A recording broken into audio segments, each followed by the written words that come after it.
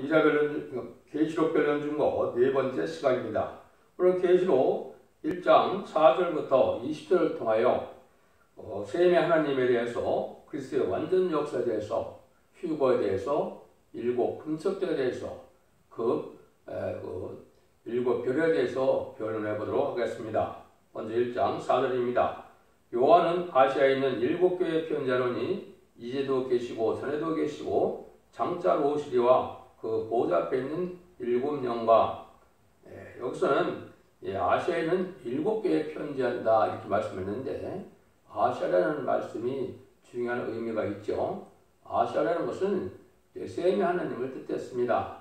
창세기 9장 26절 27절에 보면 하나님은 셈의 하나님이다 그랬죠. 그래서 성경 자체도 또 인간의 종말의 역사도 아시아 중심으로 쓰여졌고 아시아 중심으로 역사가 있을 것을 얘기했습니다. 아시아에 북방세계는 공산당이 있고 사명국가인 한국이 있고 또 하나님의 역사가 한국을 중심으로 극동 아시아를 중심으로 인간 종말의 역사가 있을 것을 말씀했다 이렇게 볼 수가 있습니다. 그래서 일곱 교회에 편지한 것은 일곱 교회를 통하여 첫대교의 신앙 노선, 다시 말하면 세례를 영접할 신앙 노선이 무엇인가를 알려주려고 말씀하시죠. 그래서 칭찬받을 길과 또 책망받을 일이 있고 또 이기는 자가 받을 축복이 있죠. 이기는 자가 받을 축복은 에덴 동산의 축복이다 이렇게 볼 수 있는데, 에덴 동산에서도 왕권 받을 축복이다 이런 내용들이 다 일곱 교회 이기는 자에 준 복으로 묘사가 되어 있다 이렇게 보시면 됩니다. 또 일곱 교회를 통하여 인간 종말에 첫대 교회가 어떻게 나오느냐 이 비밀도 거기에 있다 이렇게 볼 수가 있겠죠.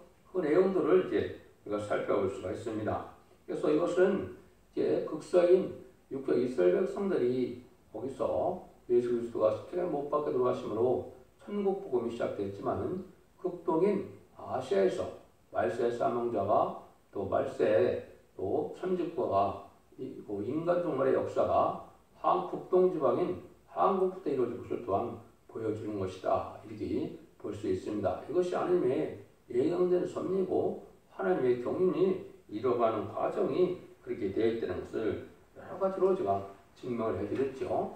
예수님의 무화과나무 비유를 통해서도 육적 이스라엘 백성들이 이 사명을 감당할 수가 없고, 왜? 십자가에 못 박혀 죽이는 죄를 졌기 때문에 그렇죠. 그래서 그 나라를 빼앗기고 열매 맺는 다른 백성이 갖는다고 했는데, 이것이 1948년 8월 15일에 우리나라가 선지국가로 세임을 받은 것이다. 그렇게 이제 증명을 해드렸는데요. 이것이 이제 일곱 개를 통하여 우리가 알려주고자 하는 그런 말씀이다. 이렇게 볼 수가 있습니다. 그다음에 거기 뭐가 또 말씀을 했습니까? 이제 일곱 개의 편전원이 이제 전에 하시고 이제 그 장처로 오시리와 그 보좌 앞에 있는 일곱 영과 그랬죠. 보좌 앞에 일곱 영이 있다 이렇게 얘기를 했습니다. 지금까지 만민에게 보여주는 성령의 역사는 이제 일곱 가지 역사로 이제 역사를 해왔다는 것을 우리가 알 수가 있습니다. 성령의 역사가 사도행전 2장을 보시면 은혜시대 일곱 영의 역사는 빛으로 나타나기도 하고 바람으로 나타나기도 하고 불로 나타나기도 하고 소리로 나타나기도 하고 기름으로 나타나기도 하고 비둘기로 나타나기도 하고 생수로 나타나기도 하고 일곱 가지로 역사를 했는데, 여기서 말하는 일곱 영은 그러한 일곱 가지의 성령의 역사를 뜻한 것이 아니고 인간 영혼에 완전 그 성령의 역사가 있을 걸 얘기한 겁니다. 그래서 그것은 이사야 11장 2절 3절에 보면 지혜, 총명, 모략, 재능, 지식, 경애, 판단 이러한 신을 받게 될 것이 있는데, 이것은 이마에 인을 맞아야만 이 일곱 영을 받게 되고 이 인을 맞아야만 또 변할 수 있는 재림을 영접할 수 있는 은혜를 받게 된다 이 말입니다. 막연히 믿음이 좋으면 호련히 들릴만 한다는 말이 맞지 않고 일곱 영의 역사가 이렇게 구체적으로 와서 변화 승천할 수 있는 몸이 된다는 사실도 또한 알아야 될 것입니다. 5절 6절입니다. 또 충성된 증인으로 죽은 자들 가운데서 먼저 나시고 땅의 임금들의 머리가 되신 예수 그리스도로 말미암아 은혜와 평강이 너에게 있기를 원하노라. 우리를 사랑하사 그의 피로 우리 죄에서 우리를 해방하시고 그 아버지 하나님을 위하여 우리를 나라와 제사장으로 삼으시는 그에게 영광과 능력이 세세토록 있기를 원하노라. 여기 이제 예수님의 완전 역사에 대해서 지금 말씀하시는데, 예수님이 먼저 충성된 증인이다 그랬죠. 죽은 자들 가운데서 먼저 살아나신 분이다.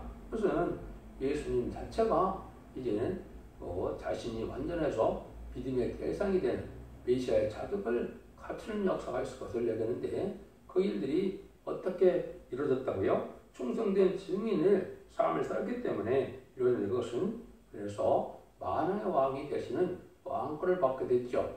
이것이 예수님의 첫째, 이제는 우리의 믿음의 대상이 되는 구세주가 되는 그러한 역사가 있었다.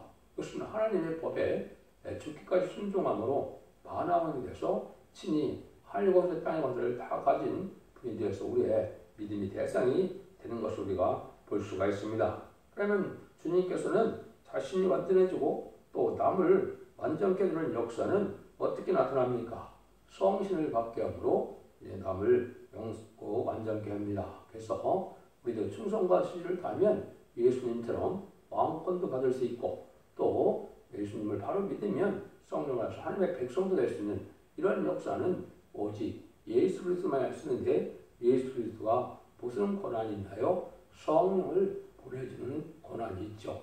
예수 그리스도를 바로 믿었다면, 십자가를 바로 믿었다면 그 증거로 만민에 보는 성령이 임해서 중생받는 역사가 오게 되는 이것이 주님의 역사다. 우리도 사실은 이제 인간들만의 말세사명제는 이러한 권세를 받아야 남을 구원할 수가 있는 거거든요.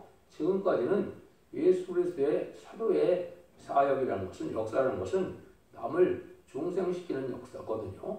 그러니까 자신이 중생을 받아서 남을 중생받는 역사라는 것이 2000년 역사인데, 인간 동만의 역사는 7명을 받아서 남을 7명을 받게 하고, 또 죽지 않고 새 시대 가고 죽지 않고 별을 성천하는 은혜를 받게 하는 것이 이게 성도들의 또 사명자의 역사다.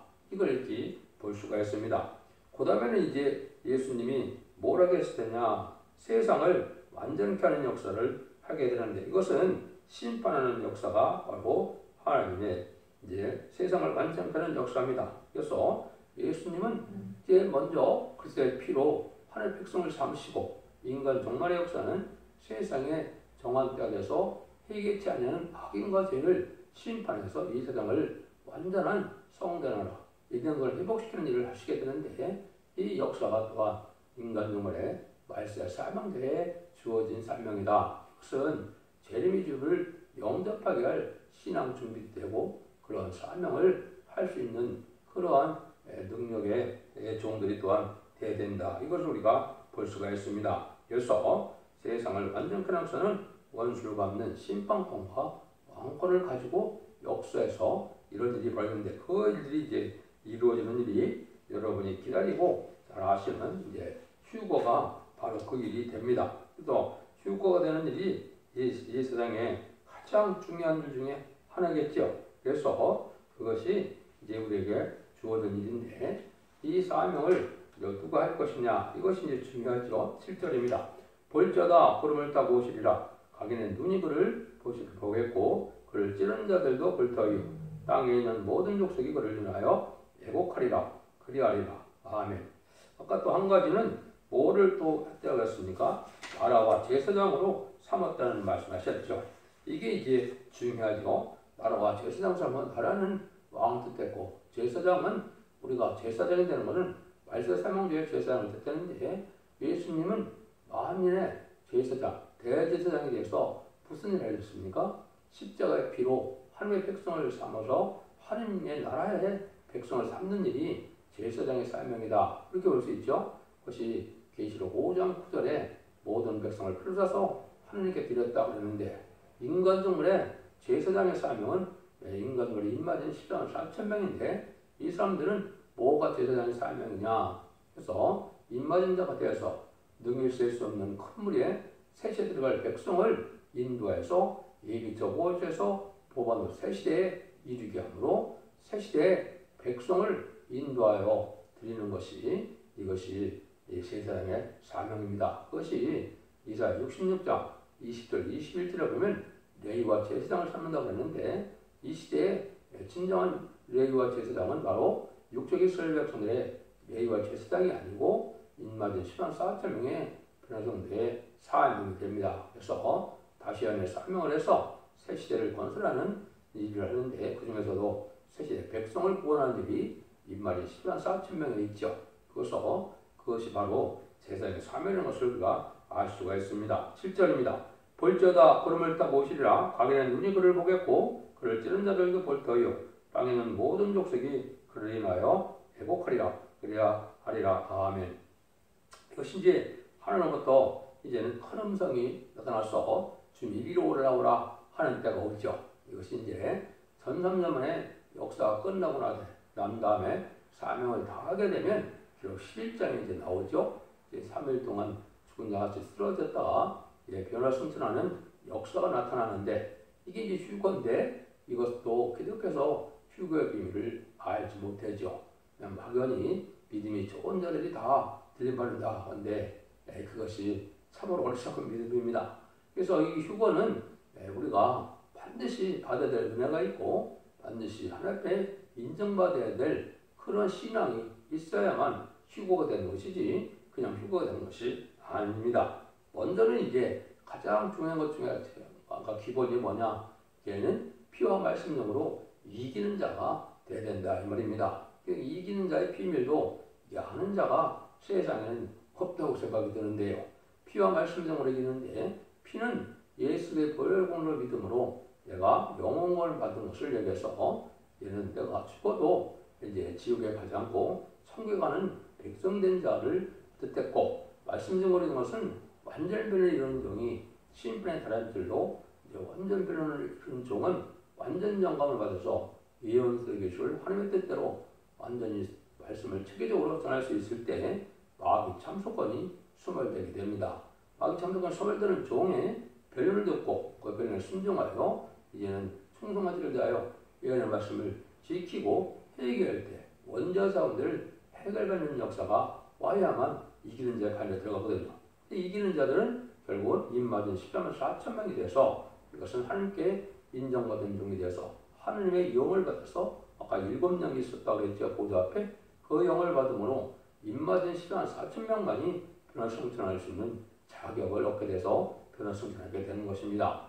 때로 왔을 때는 지금으로 본다면 이제 한 2024년 정도가 이제 주님이 공중강림하시는 때가 아닌가 이렇게 생각할 수 있는데 이것은 예언이 성취되는 과정을 통해서 짐작하는 것이고 때와 기회는 하나님께서 하시는 거니까 정확한 날과 시간은 모르지만은 우리가 모든 것이 성취되는 과정을 봐서 그렇게 우리가 알 수가 있다. 그래서 이기는 자가 돼서 또 거기에 입맞는 자가 되고 입맞는 자가 돼서 원죄와 사분대를 해결받아서 이제는 중심성리를 받고 또 원죄와 사분대 해결받아서 죄와 상관하는 몸이 되고 죄과를 떠나는 몸이 돼야만 들림받은 종이 된다. 이렇게 볼 수 있죠.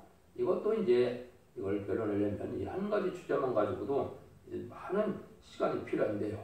그래서 이 말씀도 제가 계시록의 변론을 통하여 이제는 카페나 블로그나 홈페이지에 들어가시면 자세히 이 말씀을 변론했습니다. 어떻게 은혜를 받고 어떻게 말씀에 응해서 어떻게 들림받는 자가 되느냐 이거에 대한 부분도 중요한 내용이 되겠습니다.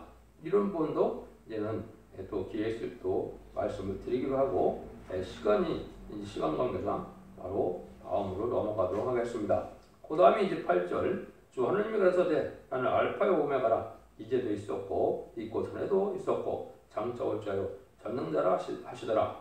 이게 이제 알파 오메가의 역사가 무엇인가를 아는 게 참 중요하죠. 그것을 알파 오메가를 가장 잘 설명한 것이 전도서 3장 15절입니다. 이제 있는 것이 옛적에 있었고 장래 있을 것도 옛적에 있으니 하나님이 이미 지나간 것을 다시 찾으시니라. 하나님은 이런 예제정이 있어서 알파와 오메가 역사를 시작한다는 것은 몇 가지 뜻이 있습니다. 모든 것을 전지전능하신 하나님의 역사는 예제정 간에 역사를 하신다는 뜻도 있고 완전 역사를 하시는데 옛날에 하신 일을 다시 하신다. 이거는 구약을 통하여 그 모형적으로 했던 이스라엘 백성을 통하여 역사했던 그 방법이 인간 종말의 역사도 그렇게 진행된다. 이렇게 이런 뜻도 있고, 또 하나님 시작하는 것은 모든 것을 완전 역사로 마치게 된다. 인간처럼 실패는 그 인간처럼 그런 것이 아니고 모든 것을 완전히 끝을 맺어서 처음부터 끝까지 책임있고 역사한다. 이런 뜻도 있습니다. 그래서 완전한 하나님의 역사를 뜻한 것인데 그것이 알파와 오메가의 역사다. 이것을 우리가 알 수가 있습니다. 그래서 성경을 잘 깨달으려면 구약을 잘 깨달아서 그것이 어떻게 인간으로 다시 이루어지는가를 깨달아야 하나님의 비밀을 알게 된다. 죄송합니다. 이걸 우리가 알 수가 있는데요. 그런 일을 해서 사도 요한이 쟤네들을 보는 여기 광경이 나타나는데 이것도 중요한 의미가 있고, 사도 요한이 12사도 중에 가장 늦게까지 가장 고생을 하다가 큰 사명을 맡아서 계시록을 쓰는 사명을 했는데요. 그 광경이 8절 이하에 나타나죠. 거기가 9절 이하에 나타나죠. 나 요한은 너희 형제요 예수의 혼란과 나라와 참회에 동참하는 자라. 하나님의 말씀과 예수 정보로 인하여 반모라는 섬에 있었더니 주의 날에 내가 성령에 감동하여 대지에서 나는 나팔소리 같은 큰 음성을 들으니. 그래서 요한은 12사도 중에 가장 나이가 어리고 예수님의 가장 사랑을 많이 받아서 이제는 끝까지 있다가 그 반모섬에 유배되는 일이고, 거기서 이제는 이 계시록을 쓰는 것을 그런 사명의 영광을 누렸는데요. 완전 계시를 받은 요한의 인격은 바로 우리에게 변화성된 인격을 뜻하는데, 여기 보면 너희 형제다, 또 예수 환난과 나라와 참음에 동참한 자다 그랬죠. 많은 어려운 환난을 겪어서 하나님의 의를 드리기는 영계 창성되는 이러한 과정이 있었다. 이것도 인간 때문에 영계가 높은 사명대 쓰임 받으려면 이렇게 많은 어려움과 시련과 고난과 이런 역경을 통과해야 그런 자격이 있게 되는 사실도 우리가 알 수 있거든요. 참회에 동참한 것도 가장 예수의 그리스도의 고난에 동참하는 이런 일을. 그래서 사도 요한은 십자가 밑에까지가 유일한 사도죠. 예수님이 십자가 밑에 들어가시는 날까지 다 이루었다. 그러한 구원의 완성까지 복된 분이 바로 사도 요한인데, 이것이 또한 이 시대에 필요한 사명감이 투철해서 끝까지 참고 끝까지 하나님의 의를 해나갈 것을 보여주는데, 디모데후서 2장 11절에 보면 참으면 우리 또한 함께 왕노릇을 할 것이요 우리가 주를 부인하면 주도 우리를 부인할 것이라. 그래서 참으면 왕노릇한다 했죠. 이게 이만희 시간 4,000명이 되기까지는 많은 참는 일이 많이 있다. 많은 영계적인 싸움이 개인적으로 또 사회적으로 또 가정적으로 많은 일이 있게 되거든요. 이런 일들을 다 참고 이겨나는 종이 또 입맞은 종이 된다. 이렇게도 볼 수가 있습니다. 그다음에는 여기에 성령이 감동을 해서 하나님의 뜻을 전할 수 있는 자격이 있었다. 그래서 주의 날에 성령이 감동했다 그랬죠. 그래서 인간 종말에서 사명자는 두 가지 은혜를 받아야 되죠. 첫 번째는 성령 충만함을 받는 거하고, 두 번째는 말씀 충만. 모든 말씀을 하나님의 뜻대로 성령의 증거하신 말씀을 잘 깨달아야 하나님의 사명을 감당할 수 있거든요. 이것이 사도 요한의 인격을 통하여 우리도 인간 종말에 이제는 말씀의 사명자의 인격이 무엇인가를 우리가 알 수가 있습니다. 그 다음에는 이런 일의 역사가 보면 주의 날에 그랬죠. 주의 날은 이거는 예수님이 부활 성탄 아닌 주일날을 뜻한 겁니다. 이거는 육적 이스라엘 백성들은 안식일을 지키지만은 기독교는 예수님이 사명의 권세를 이기고 부활하신 날이 주를 지키는 것이고, 이게 성경적으로 옳은 일인데 일부 교단이나 일부 교회에서는 또 안식을 지켜야 된다는 것은 잘못 알고 있는 것입니다. 안식일의 개념과 주일의 개념은 이것도 중요한 의미가 있는데, 우리에게는 사망의 권세에게는 주님을 믿는 날, 주님 부활 승천한 날을 하나님을 섬기는 날을 하는 것이 성경적으로 더 옳은 일이라는 사실도 또 아셔야 됩니다.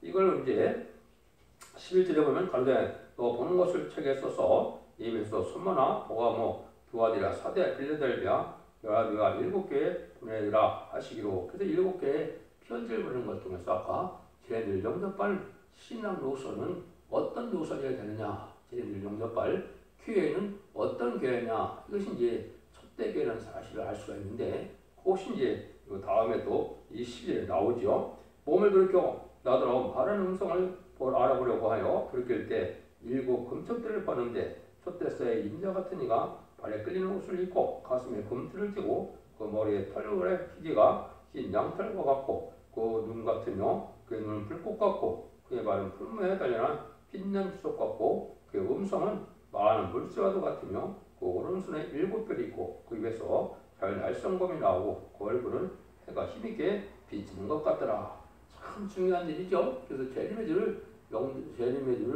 오시는 모습을 좀 사료관이 봤는데, 여기 보니까 7 금토대 사이에 다니시다 그랬죠.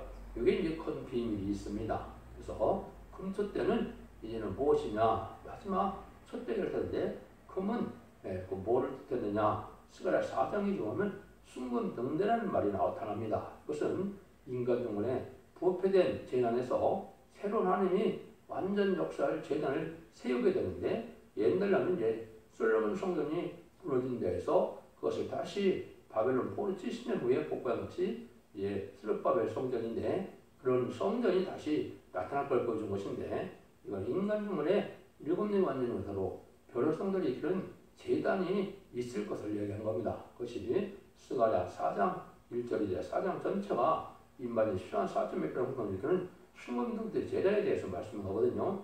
그 비밀이 또 있다 이 말입니다. 그다음에는 첫 때는 이제는 교회를 뜻했는데, 완전한 인간 영혼에 오한민이 흑암에 덮인 흑암이 덮인 세상에서 재림들 영접할 첫대 교회처럼 아주 빛이 나는 교회를 뜻을 냈는데, 재림들 영접할 사명받은 교회를 뜻했다. 이런 부분들도 여러 군데서 이제 하나님이 하셔야 될 사명 중에 나와 있다는 사실을 우리가 알아야 되는데, 예수님의 모습은 만왕의 왕으로 오시는데 이 모습이 바로 엄중하고 이런 뜻이 이제 많이 있죠.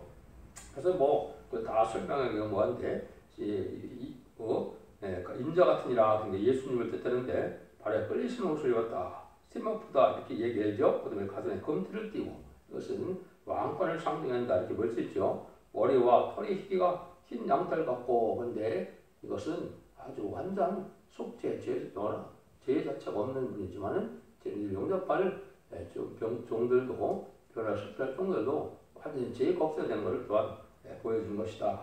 눈은 불꽃 같고, 이것은 통찰력이 빠짐이 없다 이거죠. 모든 것을 실수할 수 있는 그런 분이 아니고 모든 걸 완전히 볼 수 있는 그런 종이고 그런 분이고, 그 발은 품에 달려난 빛난 주석과 같다. 이것은 천하 부적의 천상천하의 만왕의 왕으로서 이제는 세상 권세 마귀 권세는 당할 수가 없지요. 이러한 예수님이 제네미로 나왔던 것을 우리가 볼 수가 있습니다. 그런데 오른손에는 7뼈리 있다 그랬죠. 이게 또한 중요한 인물이가 있습니다. 7뼈의 뜻은 뭐가 7뼈리냐?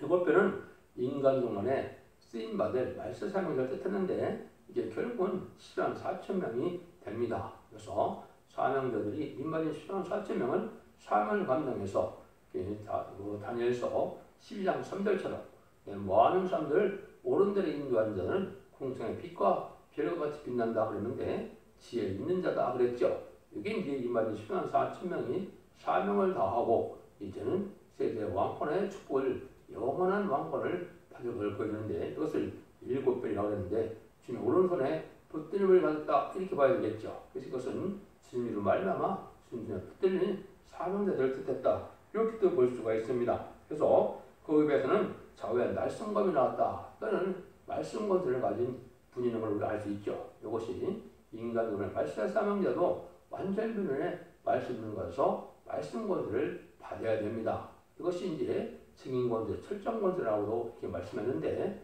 이것은 입맞은 자 10만 4천 명의 병성도가 받는 이러한 권세고, 이것을 일으킬 성부적인 종이 또한 예수님이 이제 계시록 2장 26절에서 28절처럼 철저한 권세를 주신다. 하나님께서 받은 철저한 권세를 주님께서 다시 말세 사명자에게 주는데 거기는 이기는 자와 끝까지 지키는 자라고 그랬죠.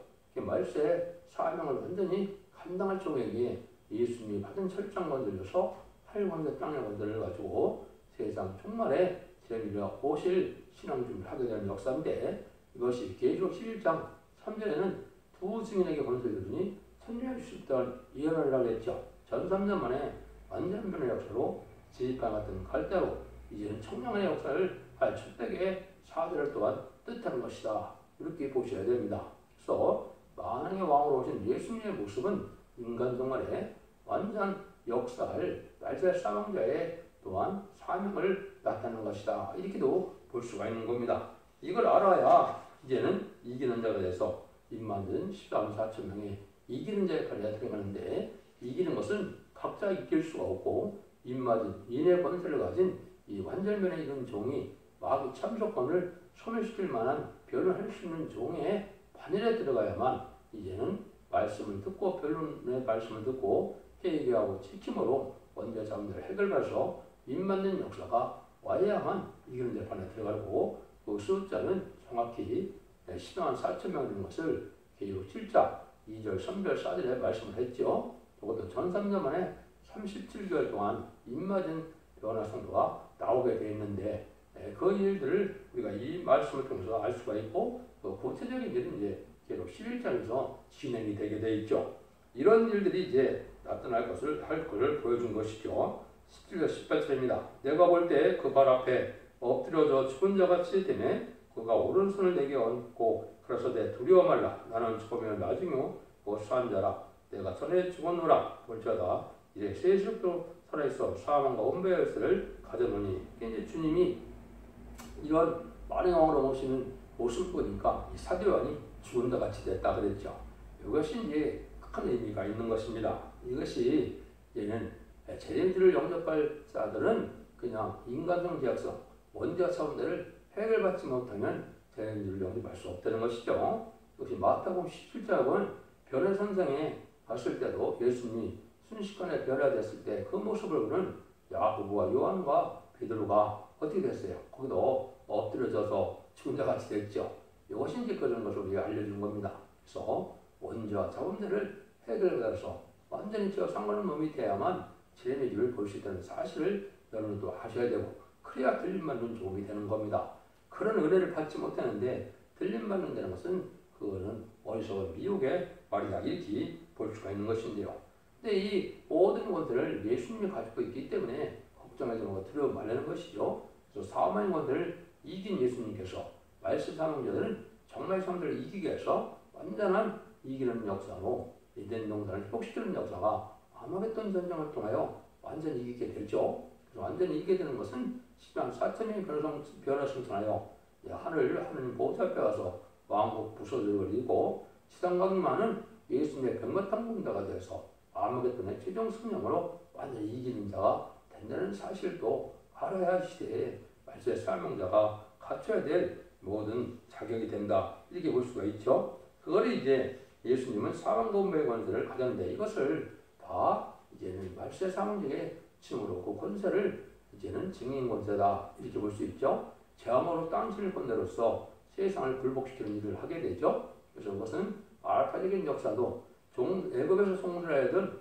모세에게 하느님께서는 권세를 줬죠. 재앙으로 땅치는 권세를 줬죠. 10가지 재앙으로 바알을 굴복시키고 또 애국 군대를 홍해 수장시키는 일을 했죠.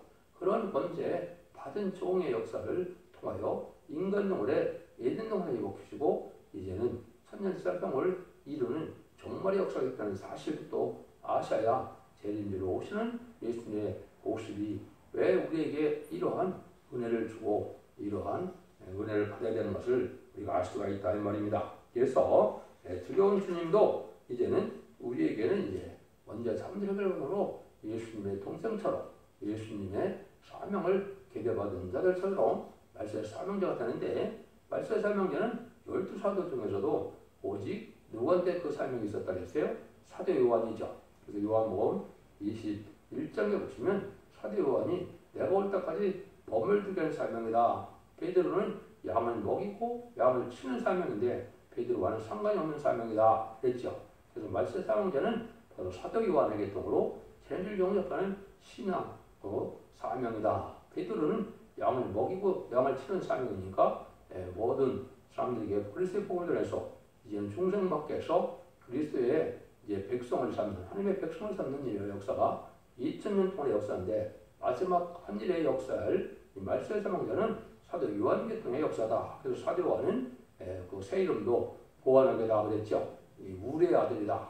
심판주 역사를 뜻했죠. 심판주의 역사를 대신할 사명이 사도 요한이 있고 그 사도 요한의 사명 기다자들이 바로 인간인 10만 4천 명의 사명자들이다. 이렇게 보시면 정확히 깨닫는 겁니다. 이런 일들이 그냥 되는 것이 아니기 때문에 29절 20절에 보면 그러면 네 본 것과 이제 있는 일과 장차될 일을 기록하라. 네 본 것을 내 오른손에 7별과 7비밀과 7별의 비밀과 7금초대라. 7별은 7교의 사자요 7표대는 7교회라. 이렇게 나와 있죠. 그것이 이제 사도 요한이 이제 재림지를 영접할 신앙을 알게 하는 것을 기록하는 사명이 있었다 그랬죠. 그래서 본 것이다 그랬죠. 그래서 그것은 예수님의 인성과 신성을 보고 구원의 완성을 보여주신 일을 증거했다. 그리고 우리가 그대를 믿었을 때 예수는 그대를 영접하는 일이 있게 된다. 이제 있는 일은 7교회에 대한 편지를 통하여 죄를 영접할 신앙 표준 노선이 무엇이냐, 또 이기는 자가 받는 그러한 복이 무엇인가를 알 수 있게 된다 그랬죠. 장차될 일은 이제 인간 동물의 전선반과 후산반의 역사를 통하여 말세 사명자들이 어떻게 삶을 감당해서 세상을 심판하고 세세 이런 일을 나타낼 것인지 계시록 이제 4장에 보면 다 나와 있죠. 그래서 그것을 증거한 것이 사도 요한이 한 사명이다. 그런데 내 오른손에 7별의 비밀이 있다고 그랬죠. 그 7별의 비밀을 제가 아까 말씀을 드렸죠. 인마지 14만 4천의 말세 사명자인데 이제는 주님의 오른손에 붙음을 받은 종으로서 충성한 진리로 인정을 받고 하나님 앞에 인정을 받아서 인마지 14만 4천 명에 대해서 왕권의 삶을 감당으로 평생에 빛과 같이 영원히 빛난다. 이렇게 연대인데 이것은 이제 10만 4천 명의 그 정도가 받을 세세 왕권 축복 뜻했다 그랬죠. 근데 금초대라는 것은 이제 금은 순금능대 대단이고 새로운 대단이고 일금능의 완전 역사가 나오는 시대라는 것이 스가랴 4장에 비밀이 있다 그랬죠. 그래서 금초대라. 또 7교회는 이제 완전한 촛대교회를 뜻했다. 그래서 7교회를 통하여 이제 특별히 에베소교와 서만학교와 빌라델피아를 통하여 촛대교회가 어떻게 나오냐 그 비밀을 알려줬는데 그런 역사를 할 수 있는 교회가 관절면의 촛대교회고 끝을 맺는 역사를 하는 것이기 때문에 촛대교회의 관절면의 역사에 동참해야만 이기는 자가 되고 이기는 자가 되어야만 변화 승천할 수 있는 은혜를 받게 된다. 이렇게 볼 수가 있는 겁니다. 여러분들이 이제 앞으로 2장부터 세밀하게 이제 변론, 계시록을 변론할 때 이 변론을 잘 들으시고 순종함으로 여러분들이 승리자가 되어서 사선 만대 축복을 복된 종들과 성령이 다 되시기를 예수님으로 간절히 축원드립니다. 아멘.